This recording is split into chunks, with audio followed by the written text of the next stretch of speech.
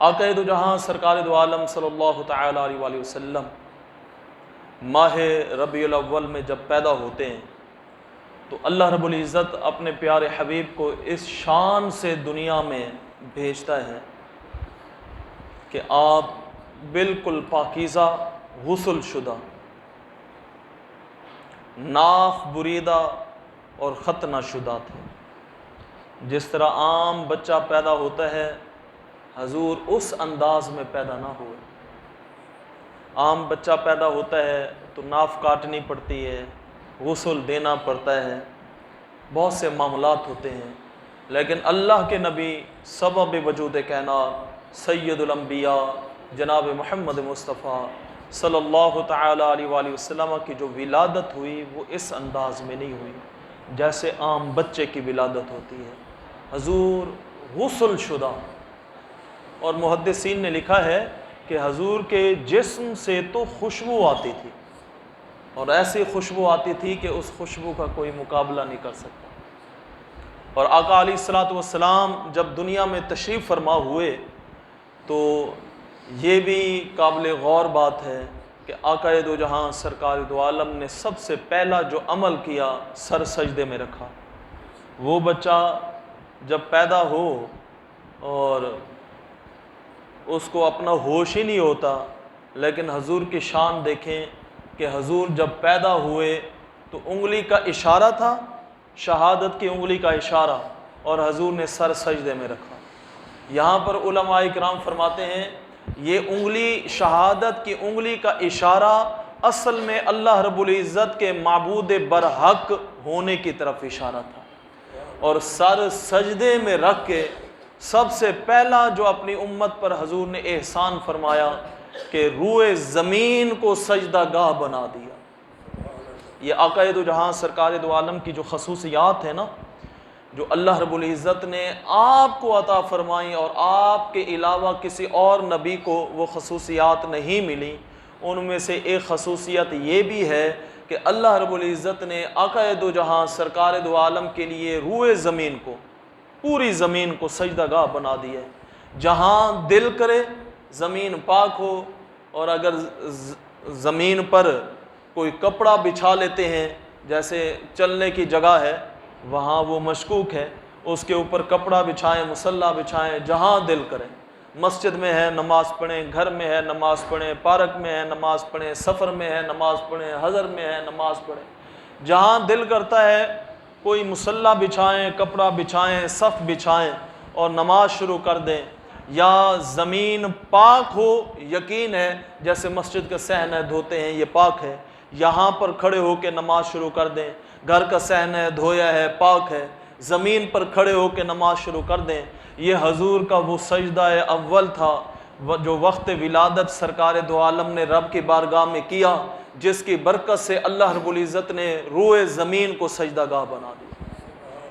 یہ اس امت کو اعزاز ملا ہے، پہلے ایسے نہیں ہوتا تھا، پہلے جگہ مخصوص ہوتی تھی، وہاں جا کے لوگ سابقہ انبیاء کرام کی جو امتیں ہوتی تھیں عبادت کرتے تھیں۔ اب یہ صورتحال نہیں ہے، اب دیکھیں گھروں میں بھی نماز پڑھ رہے ہیں، مسجد میں بھی نماز پڑھ رہے ہیں، اور جہاں ٹائم ملتا ہے کوئی دکان پہ بیٹھا ہے وہاں نماز پڑھ رہا ہے، کوئی دفتر میں ہے وہاں نماز پڑھ رہا ہے۔ یہ حضور کے سجدے کی برکت ہے۔ آقا علیہ الصلوۃ والسلام کی ولادت منفرد، اور آپ کی ولادت بڑی عالی شان تھی۔ سرکار دو عالم کا وجود برکت ہی برکت تھا، حضور جہاں گئے وہاں برکت ہی برکت پیدا کر دی۔ باران رحمت حضور کے وجود کی برکت سے برسی۔ اور یہ بھی حقیقت ہے آج جو ہماری شکلیں سلامت ہیں، کرتوت بنی اسرائیل سے کم نہیں ہیں، حرکتیں کوئی بنی اسرائیل سے کم نہیں ہیں ہماری، لیکن یہ حضور کے وجود کی برکت ہے جو رب نے وعدہ کیا تھا وَمَا كَانَ اللَّهُ لِيُعَذِّبَهُمْ وَأَنْتَ فِيهِمْ۔ اے پیارے حبیب، اللہ کی یہ شان نہیں کہ آپ ان میں موجود ہوں اور ان پر عذاب عظیم آ جائے۔ شکلیں سلامت ہیں، یہ حضور کی برکت ہے، یہ حضور کا ہونا ہے جس کی برکت سے شکلیں سلامت ہیں۔ تو میں عرض یہ کر رہا تھا حضور کا بچپنا، حضور کی ولادت بھی بڑی عالی شان تھی۔ محدثین کرام فرماتے ہیں، مواہب الدنیا میں امام قسطلانی نے لکھا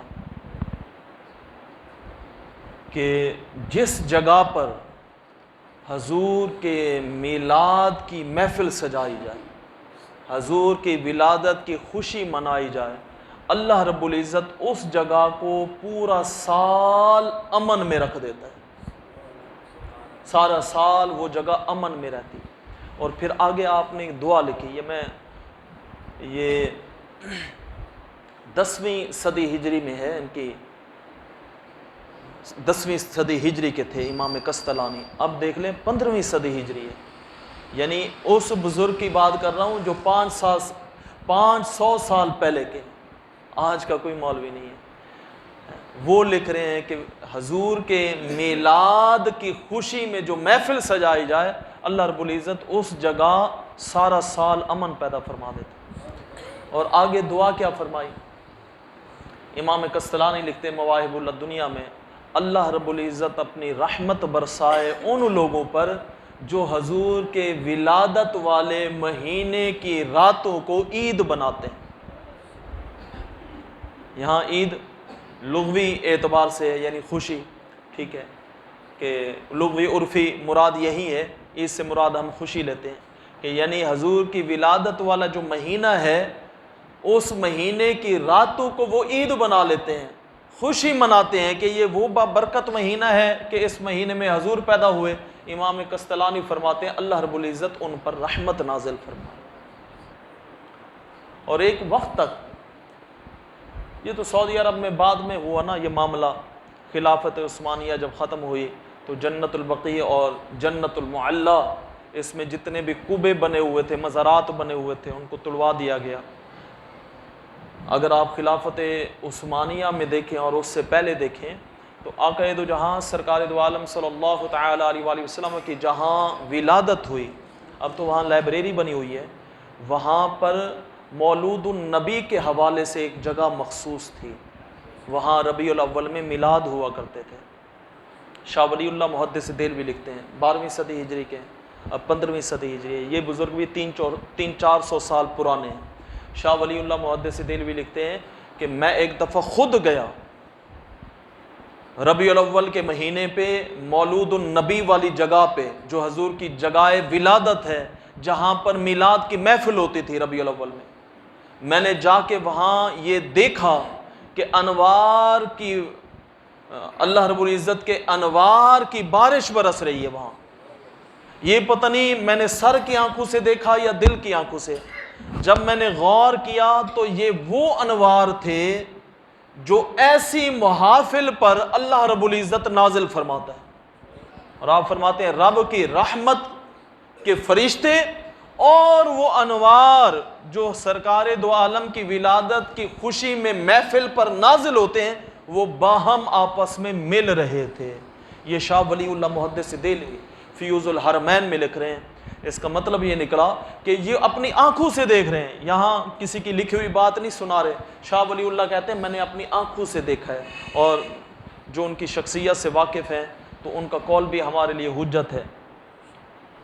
وہ صاحب شریعت، صاحب طریقت لوگ تھے، ان کا قول بھی ہمارے لیے حجت ہے، اور ان کا یہ عمل بتا رہا ہے کہ حضور کی ولادت کی خوشی میں محفل سجانا اور حضور نبی اکرم کا ذکر و اذکار کرنا یہ باعث برکت ہے، باعث مبارک ہے۔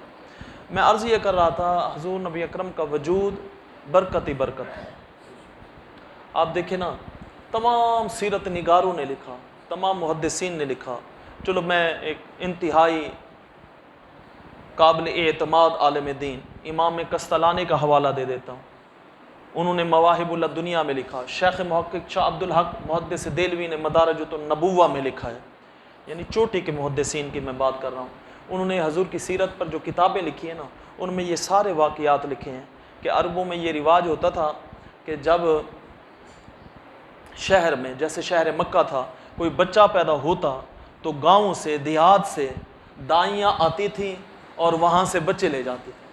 وہاں کا یہ رواج تھا کہ بچے کو کم از کم 2 سال کے لیے نا گاؤں میں بھیجیں، ایک تو زبان فصیح سیکھیں گے، اب بھی ایسے ہے، فصیح زبان جو ہے نا خالص، چاہے وہ اردو ہے، پنجابی ہے، سرائکی ہے، یا کوئی اور زبان ہے، ٹھیک ہے، وہ جتنی خالص انداز میں گاؤں میں بولی جاتی ہے، شہر میں ویسے نہیں بولی جاتی۔ ایک تو وجہ یہ ہوتی تھی، عربوں میں یہ رواج تھا کہ بچے کو گاؤں میں بھیجیں تاکہ فصیح خالص عربی زبان سیکھے، اور دوسری وجہ یہ تھی کہ آب و ہوا صاف، شہر کی بنسبت گاؤں کی جو آب و ہوا ہوتی ہے وہ خالص اور صاف ہوتی ہے، آلودگی سے پاک ہوتی ہے، جو یہاں آلودگی ہے وہ گاؤں میں کہاں ہوگی۔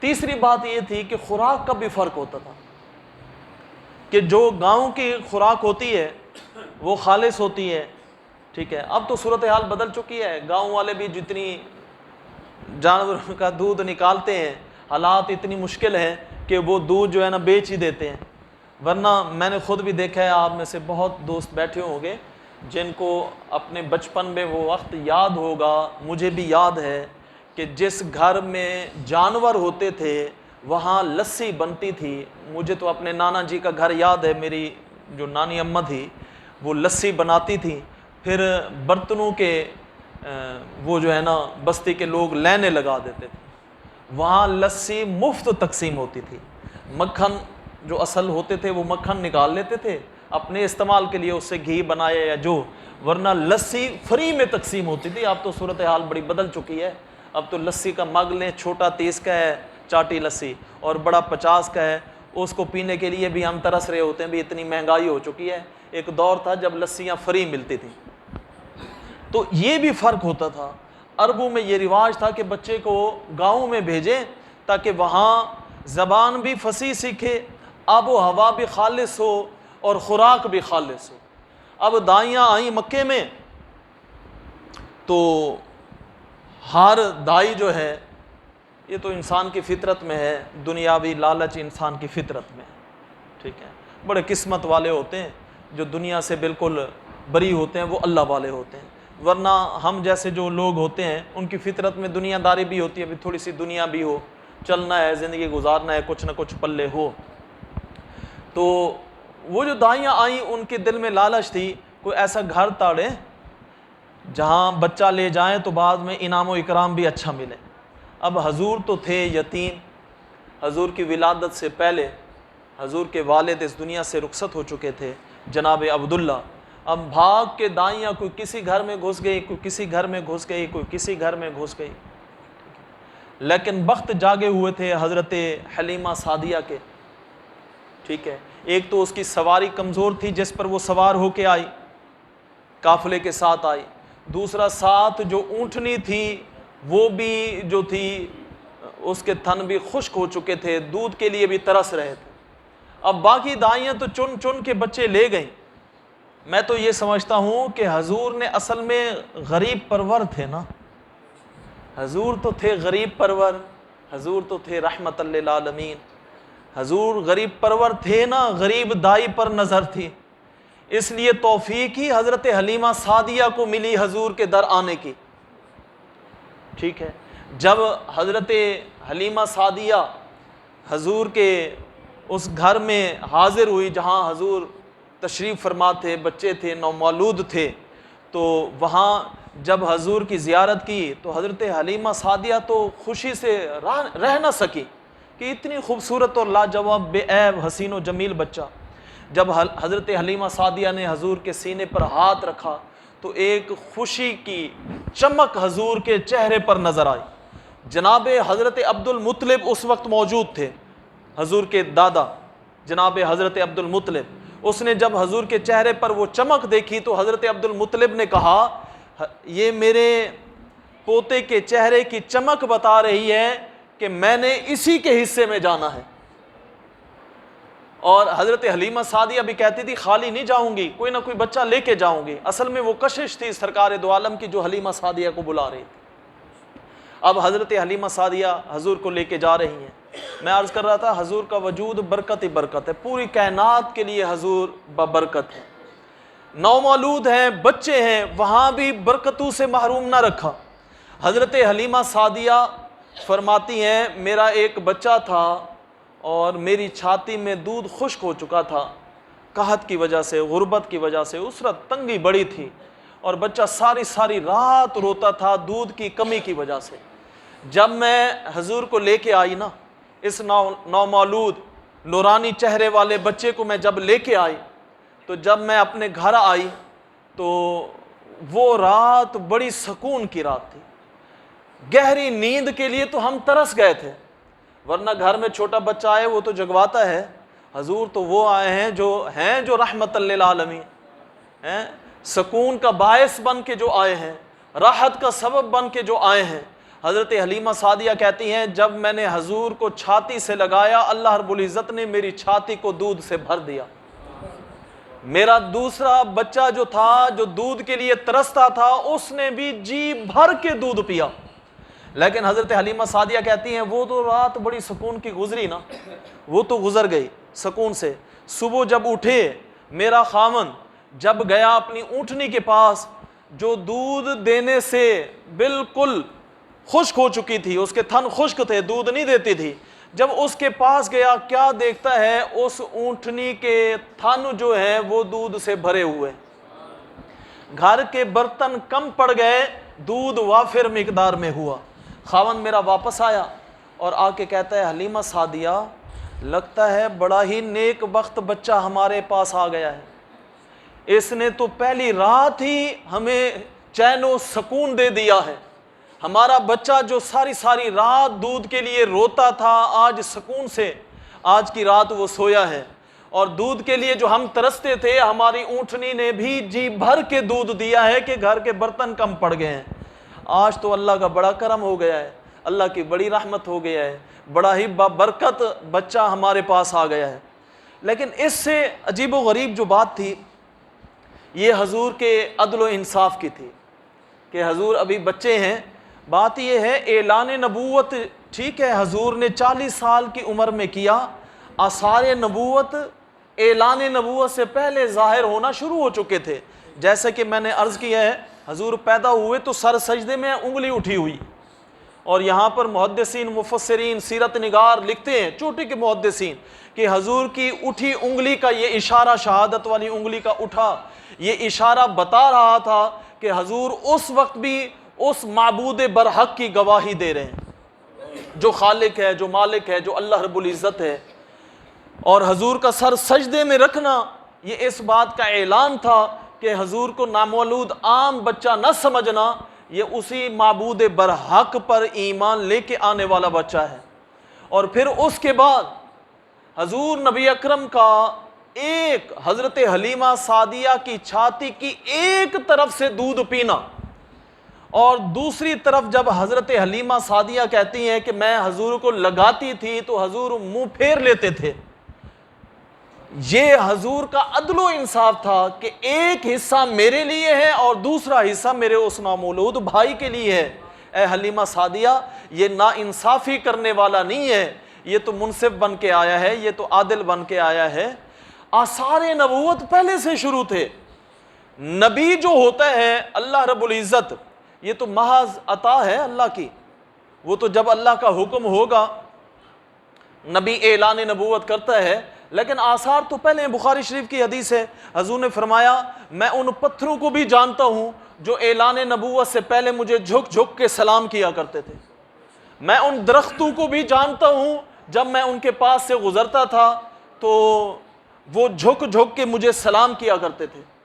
ایک دفعہ ایسے ہوا حضور نبی اکرم صلی اللہ تعالی علیہ وآلہ وسلم اپنی بہن کے ساتھ حضرت حلیمہ سعدیہ کی بیٹی حضرت شیمہ ان کے ساتھ بحر گئے کھیلنے کے لیے. جب واپس آئے تو حضرت حلیمہ سعدیہ نے اپنی بیٹی کو کہا بحر لے گئی تھی دھوپ بڑی تھی تم اس کو دھوپ میں لے کے چلی گئی. حضرت حلیمہ سعدیہ نے کہا نہیں میرے بھائی پر تو دھوپ آئی نہیں. وہ کیسے؟ میرا بھائی جہاں جہاں جاتا تھا بادل کا ٹکڑا اوپر سے ان پر سایہ کرتا تھا. آقا دو جہاں سرکار دو عالم کی ذات مبارکہ بابرکت، آپ جہاں جس عمر میں رہے وہاں برکت ہی برکت تھی. یہ تو میں نے ولادت کی باتیں سنائی ہیں. جب آپ اپنی ماں کے پیٹ میں تھے حضرت بی بی آمنہ کی باتیں سنیں جو محدثین نے لکھی ہیں مفسرین نے لکھی ہیں سیرت نگاروں نے لکھی ہیں اور چوٹی کے محدثین نے لکھی ہیں کہ اس وقت صورتحال عام عورت جیسی نہیں ہوتی تھی. حضرت آمنہ کہتی ہیں جب حضور میرے وطن میں تھے مجھے بوجھ محسوس ہی نہیں ہوتا تھا. یہاں دیکھ لیں خواتین کو جب بچہ ہوتا ہے وہ بچے کے ساتھ ہوتی ہیں، حمل کے ساتھ ہوتی ہیں، ان کی حالت خراب ہوتی ہے، لیکن پیٹ میں کوئی عام تھوڑی تھا، اللہ کا نور تھا۔ بوجھ اور ثقافت کیسے پیدا ہوتی، متلی اور الٹی کیسے آتی، تنگ کیسے ہوتی حضرت بی بی آمنہ۔ حضرت 2 سال ہوتے نا، وہ رواج ایسے تھا کہ دائیاں 2 سال کے لیے بچے کو لے جاتی تھی، پال کے صحیح پرورش کر کے واپس لے آتی تھی، پھر ان کو انعام و اکرام دیا جاتا تھا، ان کو معاوضہ دیا جاتا تھا۔ حضرت حلیمہ سعدیہ کا جب 2 سال گزرے، دل ہی نہیں کر رہا تھا واپس بھیجنے کو۔ دیکھیں حضور جب اس علاقے میں حضرت حلیمہ سعدیہ کے ساتھ گئے جہاں قحط تھا اور لوگوں کی بکریاں جو ہیں وہ کھانے کے لیے ترس رہی تھی، دودھ تو بہت دور کی بات ہے، دودھ کا ایک قطرہ نہیں دیتی تھی بکریاں، لیکن حضرت حلیمہ سعدیہ کی جو بکریاں تھیں ان کا تو عالم ہی غیر تھا کہ جب وہ بکریاں چرنے کے بعد گھر واپس آتی، گھر کے برتن کم پڑ جاتے تھے، دودھ زیادہ ہوتا۔ باقی جو دائیاں تھیں ان کی بھی بکریاں تھیں، وہ اپنے چرواہوں کو کہتی یہ کیا کر رہے ہو، جہاں حلیمہ سعدیہ کی بکریاں جاتی ہیں وہاں بھیجو، وہاں بھیجو، تاکہ جس طرح اس کی بکریاں پیٹ بھر کے واپس آتی ہیں، ان کے تھن دودھ سے بھرے ہوتے، ہماری بکریاں بھی ایسے قحط کے اس دور میں، قحط کے اس زمانے میں ان کے پاس بھی دودھ آ جائے، کچھ ہم بھی پی لیں۔ پھر معاملہ اصل میں ان کو تو غلط فہمی تھی، وہ تو سمجھ رہے تھے شاید وہاں چر کے بکریاں پیٹ بھر لیتی ہیں، اصل میں معاملہ تو حضور کے وجود کی برکت کا تھا، ٹھیک ہے۔ وہ بھی جاتی خالی آ جاتی، کوئی دودھ نہ ہوتا، لیکن جب حضرت حلیمہ سعدیہ کی بکریاں واپس آتی تو ان کے تھن دودھ سے بھرے ہوتے تھے۔ ایسی حالت میں مجھے بتائیں حضرت حلیمہ سعدیہ کا دل کرے گا کہ یہ ایسا خوش بخت بابرکت بچہ میں واپس کر کے آ جاؤں؟ 2 سال جب گزرے نا، حضرت حلیمہ سعدیہ بیٹھی ہیں، ان کا خاوند بھی ساتھ ہے، سوچ رہے ہیں 2 سال ہو گئے ہیں، اب تو واپس کرنا پڑے گا، ساری دائیاں بچے واپس لے جائیں گی، ہمیں بھی جانا پڑے گا۔ اور یہاں پر نا ایک اور بات بھی ہے، جب حضرت حلیمہ سعدیہ قافلے کے ساتھ مکہ شہر میں آئیں بچہ لینے کے لیے، اس وقت جو آپ کی سواری تھی، بعض سیرت نگاروں نے خچر لکھا ہے، بعض نے گدیہ لکھی ہے، گدیہ مؤنث، گدے کی جو مؤنث ہے گدیہ، وہ بطور سواری استعمال کی، بعض نے خچر لکھا ہے۔ اونٹنی والی بات نہیں ہے، اونٹنی پر سوار ہو کے نہیں آئی تھی، اونٹنی ساتھ تھی جس کو مطلب بطور دودھ لینے کے لیے ساتھ رکھا گیا تھا۔ تو حضرت حلیمہ سعدیہ کے لیے بار بار قافلہ رکتا تھا کہ سواری ان کی اتنی لاغر اور کمزور ہے، چل نہیں سکتی، لیکن جب حضور کو گود میں لے کے واپس چلی، پھر حضرت حلیمہ سعدیہ بار بار رکتی تھی کہ قافلہ جلدی سے آ کے میرے ساتھ ملے۔ پھر قافلے کی عورتیں کہتی تھی حلیمہ سعدیہ سواری بدل دی ہے یا اس میں طاقت آ گئی ہے؟ حضرت حلیمہ سعدیہ کہتی تھی تمہیں پتہ نہیں ہے، سواری تو وہی ہے، سوار لاجواب آ گیا ہے۔ مجھے بتائیں ایسی حالت میں پھر حضرت حلیمہ سعدیہ کا دل کرتا اس مبارک بابرکت بچے کو میں واپس مکے شہر ان کی والدہ حضرت آمنہ کو دے کے آ جاؤں؟ بہرحال روٹین تھی، ایک طریقہ تھا، وہاں کا ایک رواج تھا، تو انہوں نے ایسے کیا، ساتھ لیا، بچہ واپس کرنے کے لیے آ گئے۔ اب حضرت حلیمہ سعدیہ حضور کو لے کے حضرت آمنہ کے پاس آئیں اور وہاں کوئی وبا پھیلی ہوئی تھی۔ حضرت حلیمہ سعدیہ کو تو موقع مل گیا، عرض کرتی ہیں حضرت آمنہ کو وبا پھیلی ہوئی ہے، آپ کا بچہ بڑا نیک بخت ہے، دیکھیں یہ کیسے باقی بچوں سے دگنا ہے، اس کی صحت کیسے لاجواب ہے۔ اللہ رب العزت نے آقائے دو جہاں کو باقی بچوں سے زیادہ صحت مند، خوبصورت تو آپ تھے، اللہ کے نبی ہیں، بے عیب تھے نقش نین میں، دیکھو کیسے آپ کا بچہ صحت مند ہو رہا ہے، یہاں وبا پھیلی ہوئی ہے، کچھ ہو نہ جائے، میں تو یہی گزارش کروں گی آپ مہربانی کریں میرے ساتھ اس کو دوبارہ بھیج دیں۔ جب بہت اصرار کیا تو حضرت بی بی آمنہ نے بھی کہا لے جاؤ واپس اس کو، چلو کچھ عرصہ مزید رکھو، مزید اس کی خدمت کرو۔ اب وہاں لے آئیں، پھر برکتیں سمیٹ رہی ہیں حضرت حلیمہ سعدیہ۔ عرض کرنے کا مقصد یہ تھا، ٹائم ساتھ نہیں دیتا، حضور جہاں بھی گئے جس عمر میں بھی تھے برکت ہی برکت تھی۔ پھر وہ شک صدر کا واقعہ بنا، وہاں سے حضرت حلیمہ سعدیہ گھبرا گئیں کہ حضور کا سینہ مبارک چاک کیا گیا. آپ بچپن میں تھے, اس چھوٹی عمر میں 3 سال تھا کہ سینہ مبارک چاک کیا گیا, وہاں سے کوئی چیز نکالی گئی. آپ کے ساتھ آپ کا بھائی تھا جو ڈر کے چیختے ہوئے حضرت حلیمہ سعدیہ کے پاس آیا, ٹھیک ہے, اور سارا واقعہ سنایا. حضرت حلیمہ سعدیہ اور آپ کے جو شوہر تھے بھاگ کے گئے کہ دیکھیں حضور کے ساتھ ہو کیا کیا. حضور بیٹھے تھے, بالکل صحیح سلامت بیٹھے تھے, لیکن تھوڑے سے پریشان تھے. پوچھا کیا ہوا؟ تو حضور نے فرمایا 3 لوگ آئے, سفید تھے, سفید کپڑوں میں تھے, نورانی چہرے تھے. انہوں نے مجھے لٹایا اور اس طرح میرا سینہ چاک کیا پیٹ تک. تو اس کے بعد کوئی چیز نکالی, اس کو پھینک دی, اور کچھ چیز تھی جو میرے دل میں ڈال دی, اور پھر میرے دوبارہ میرے سینے کو سی دیا. حضور کی عمر کتنی ہے؟ 3 سال. قربان نہ جائیں حضور کی بصارت پر. کیا جرت تھی, کیا قوت تھی اس عالم میں. ذرا بچے کو ٹیکا تو دکھا دیں, بچہ روتے روتے بس نہیں ہوتا. حضور کا تو پورا بائی پاس ہو گیا ہے, اور حضور اپنی آنکھوں سے سب کچھ دیکھ رہے ہیں. حضور کا شق صدر 4 دفعہ ہوا ہے, یہ ایک علیحدہ بحث ہے. تو بہرحال وہ واقعہ جب سامنے آیا, حضرت حلیمہ سعدیہ تو ڈر گئیں, اٹھایا بچے کو اور فوراً واپس آئیں. آ کے سارا قصہ وہ سنایا حضرت بی بی آمنہ کو. حضرت بی بی آمنہ مسکرا پڑی. آپ نے فرمایا تم ڈر رہی ہو اس پر کوئی آسیب یا جن ہے, تم یہ ڈر رہی ہو, لیکن تجھے پتہ نہیں ہے یہ بچہ بڑا نیک بخت ہے. پھر حضور نبی اکرم کے وقت ولادت جو واقعات سامنے آئے, مشکات کی حدیث میں نے صبح کے درس میں سنائی تھی. حضور نے فرمایا میں اپنی والدہ کا وہ خواب ہوں جو انہوں نے وقت ولادت دیکھا, وہ بھی دیکھا, اور وقت ولادت جو نور نکلا, خرج بطنی من نور ہی, کہ میرے بطن سے جو نور نکلا, جس کی روشنی سے شام کے محلات بند کمرے سے نظر آئے.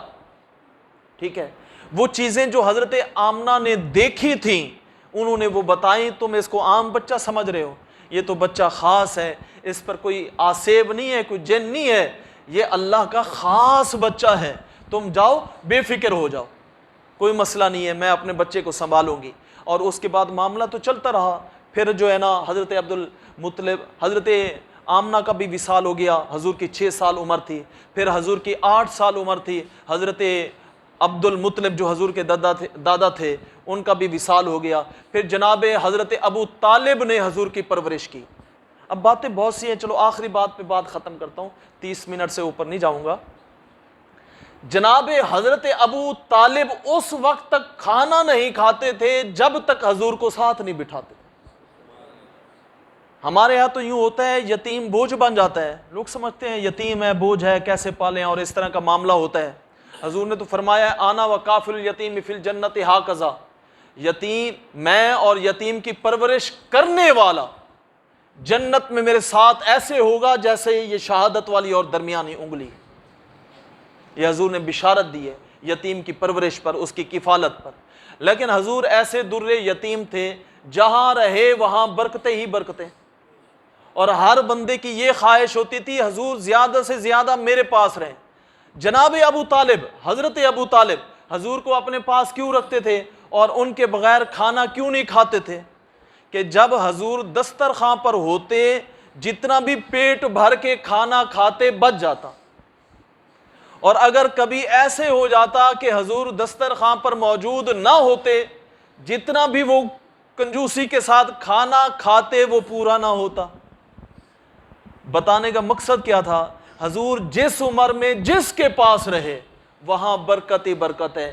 یہی وجہ ہے کہ امام قسطلانی مواہب الدنیا میں لکھتے ہیں, اے اللہ کے بندو, جو حضور کی ولادت کے مہینے میں حضور کا میلاد منائے, سارا سال اللہ رب العزت وہاں برکت ہی برکت اور امن ہی امن پیدا کر دیتا ہے. اور پھر آپ نے فرمایا اللہ ان لوگوں پر اپنی رحمت نازل فرمائے جو حضور کی ولادت والے مہینے میں راتوں کو عید بنا لیتے ہیں. اللہ رب العزت ہم سب کو, آج میں نے حضور کے بچپن کی باتیں کی ہیں, اللہ رب العزت حضور کے اس بچپن کے صدقے ہم سب کو دین و دنیا کی استعاطہ فرمائے.